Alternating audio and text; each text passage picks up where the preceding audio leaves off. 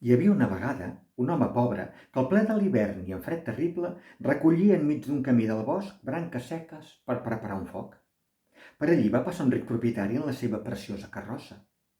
En veure l'home, mana el cotxer parar allí mateix i, traient el cap per la finestra, li preguntà que com era possible que s'estigués entretenint recollint llenya amb el fred que feia. L'home li digué que era la necessitat qui li feia fer això. La necessitat? Preguntà el viatger. No conec aquesta dama. Doncs si continueu per aquest camí, tal vegada la trobareu, va contestar el llenyataire. L'home ric s'acomiadà i continuà el seu camí. Quina va ser la seva sorpresa quan poca estona després es va trencar una de les rodes del carruatge i no podent-la arranjar pel fred que feia, van haver de dirigir-se a peu fins al poble més proper. Quan ja arribaven al poble, un veí els preguntà que com era que anessin de passeig amb el fred que fa.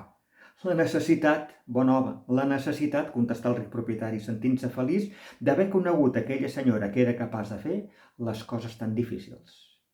I vet aquí un gat i vet aquí un gos, aquest conte ja s'ha fos.